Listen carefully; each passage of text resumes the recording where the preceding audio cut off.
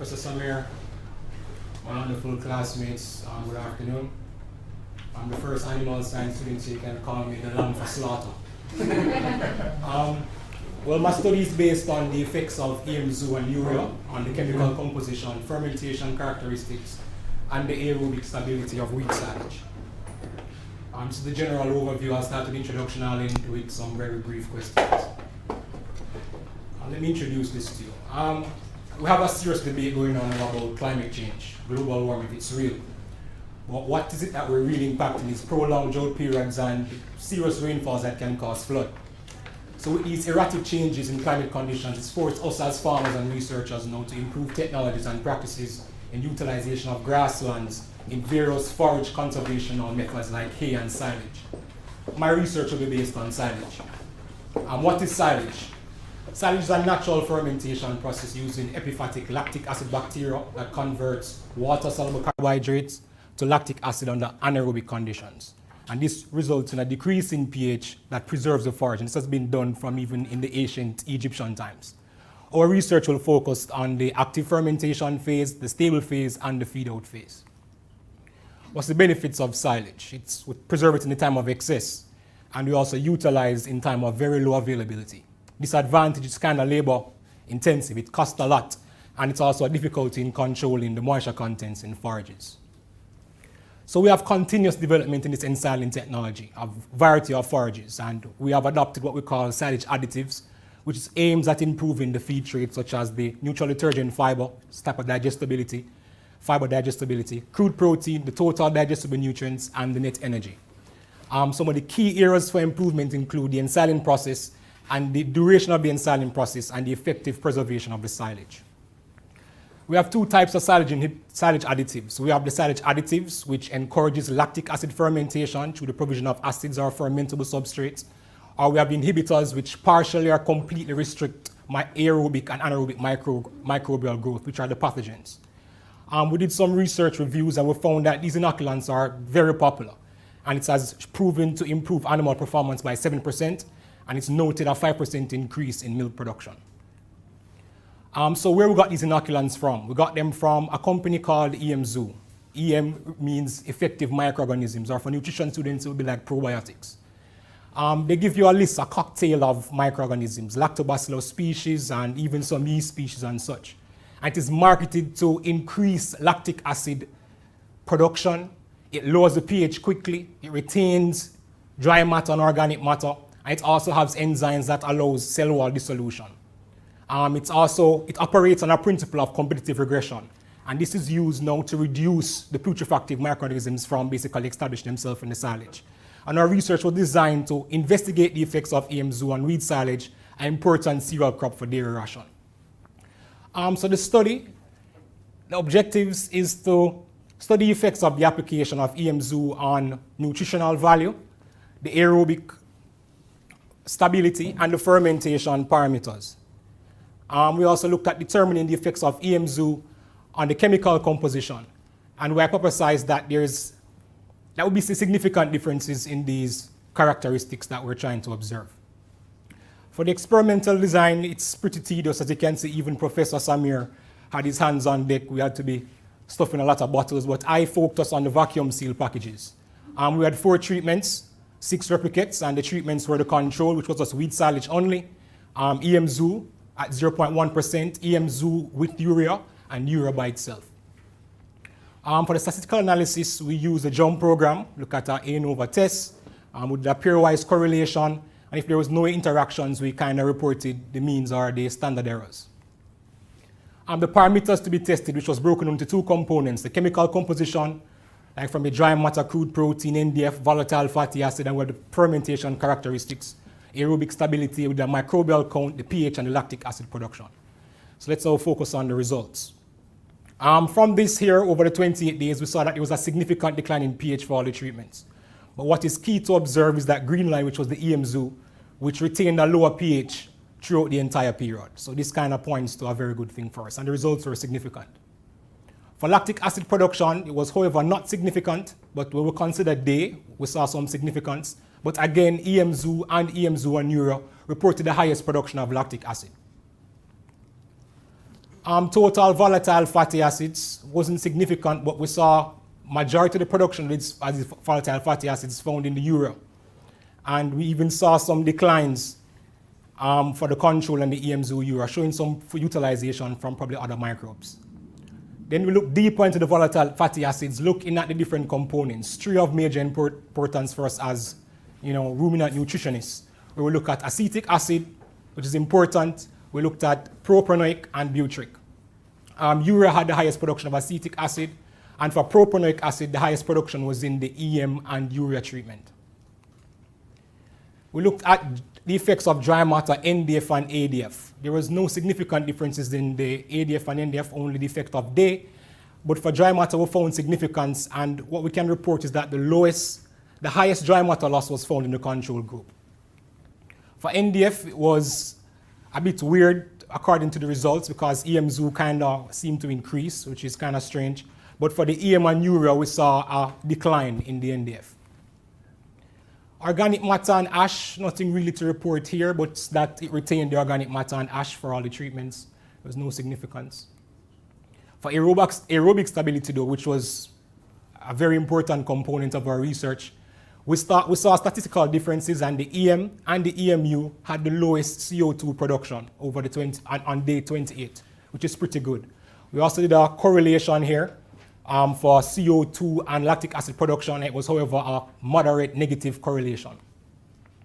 For the microbial count, EM again, EMU and urea had the lowest, which was pretty good. We did also some correlation tests for CO2 and CFU. We found a moderate negative correlation, and we found a very strong positive correlation for CFU and acetic acid. This is like a visual view of the microbial count that we did.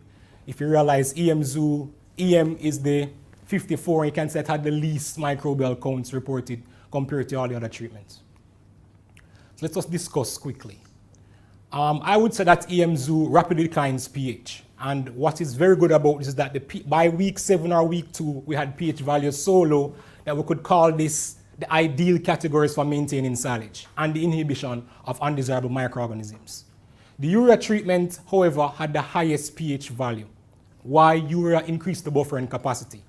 So with EM-Zoo and urea in combination, what we saw that the pH value was a little bit lower, showing that these effective microorganisms can overcome the buffering capacity. And also is that the EM-Zoo basically uses the nitrogen source to thrive properly. That is why we have this lower pH. Lactate is a major role in lowering the pH. And we saw the results that lactate was higher in the EM and the EMU treatments, which is good.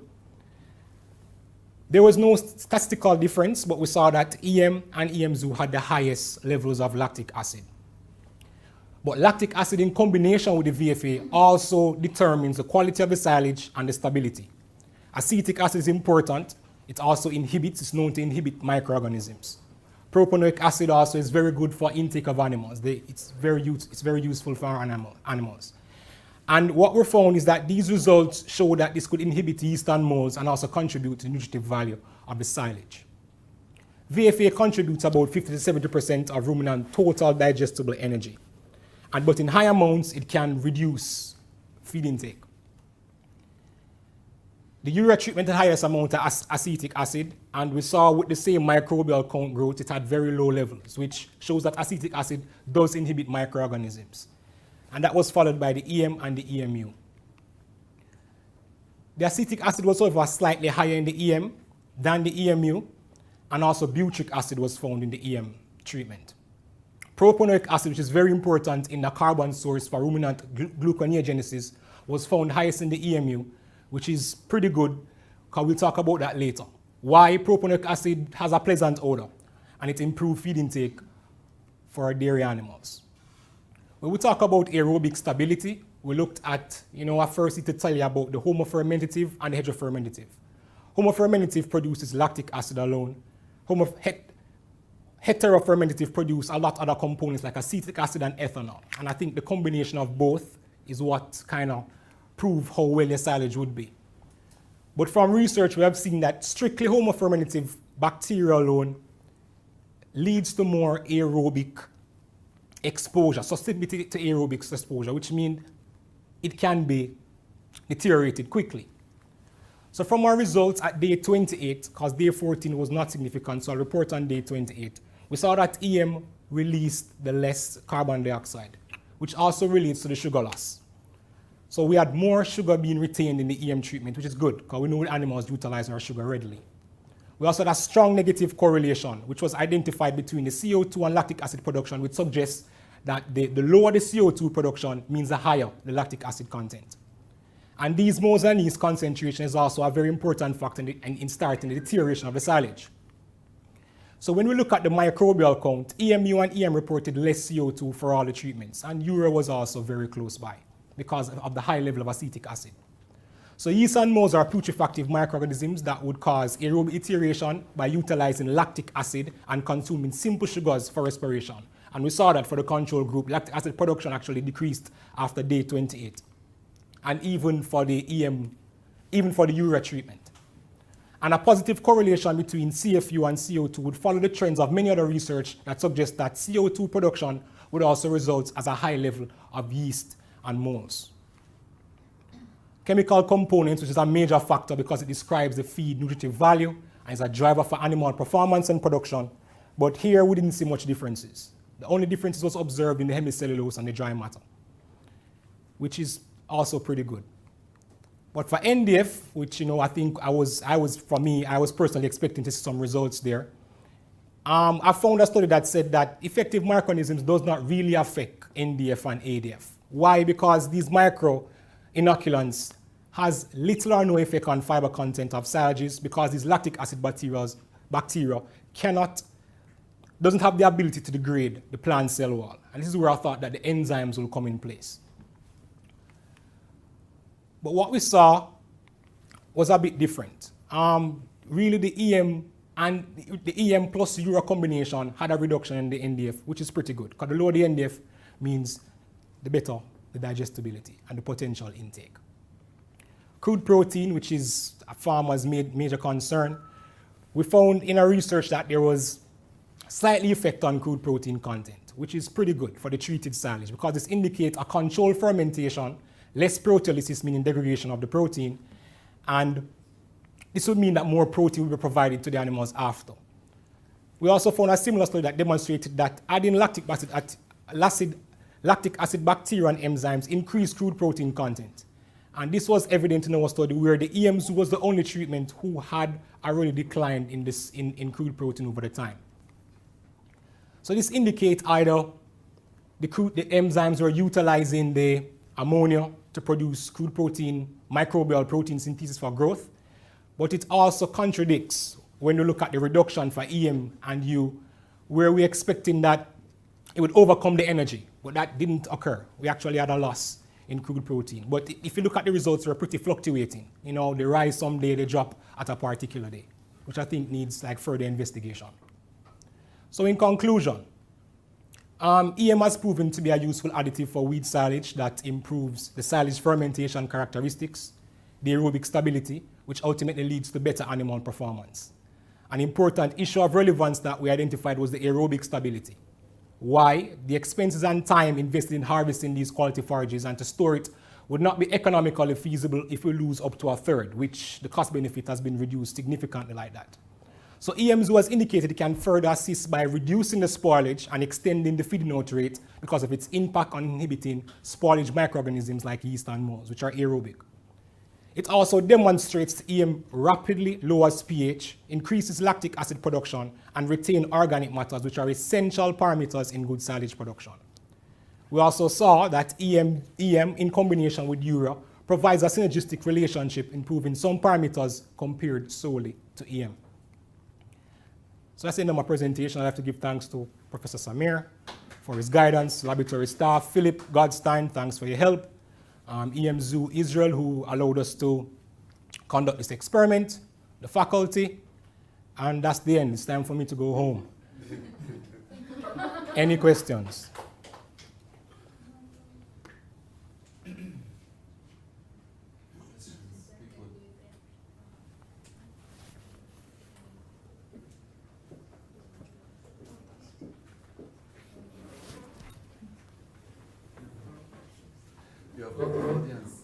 Yes, the best audience.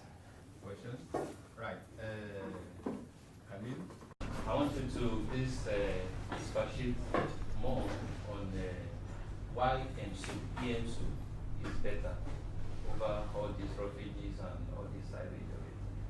Well, as our aim as farmers, we're trying to ensure that we have quality forage at the end of the silage. We need to improve the duration, as the home can short the time.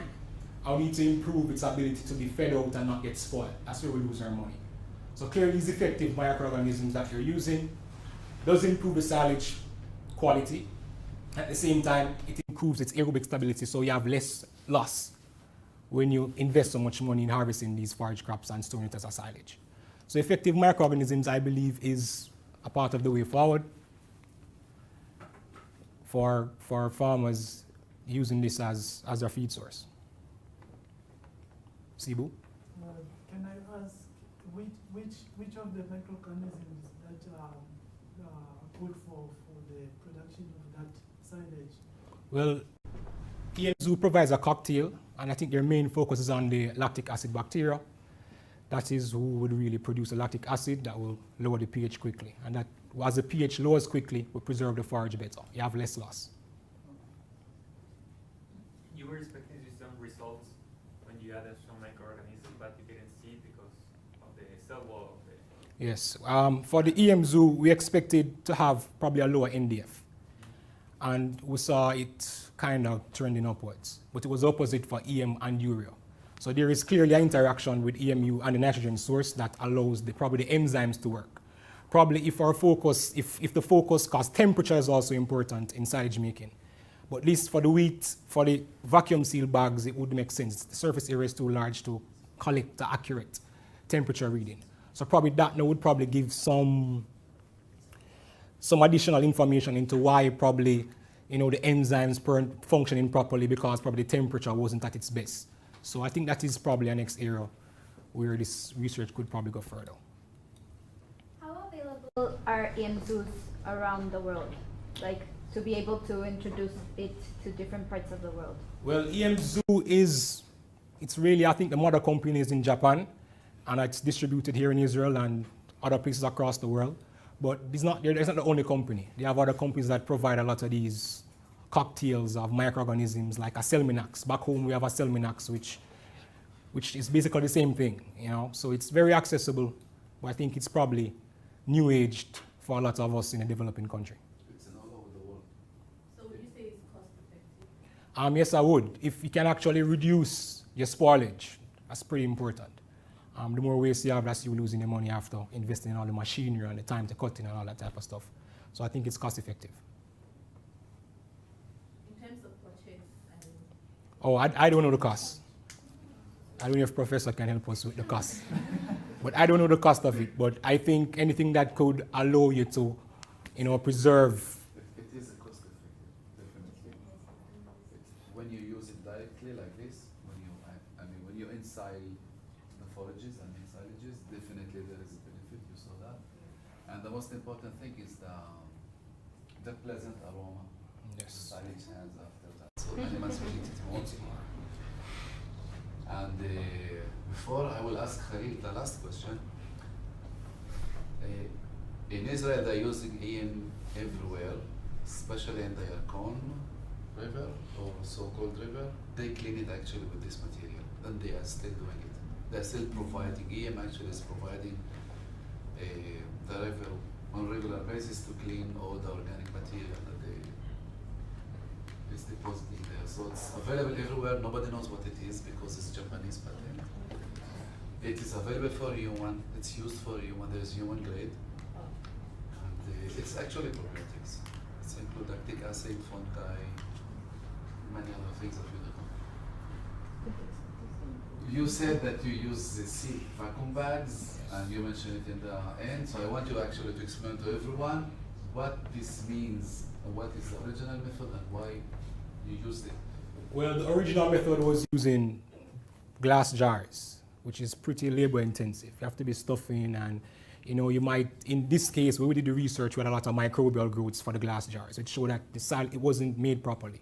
For the vacuum seal bag, it's a bit more controlling the anaerobic conditions. So we removed as much air as possible, because the vacuum seal bag works, remove all the oxygen. and compresses it. So we really could be able to study the fermentation characteristics better compared than using the original bottle experiment. More questions? We have 2 minutes. Okay, so Khalil, thank you very much.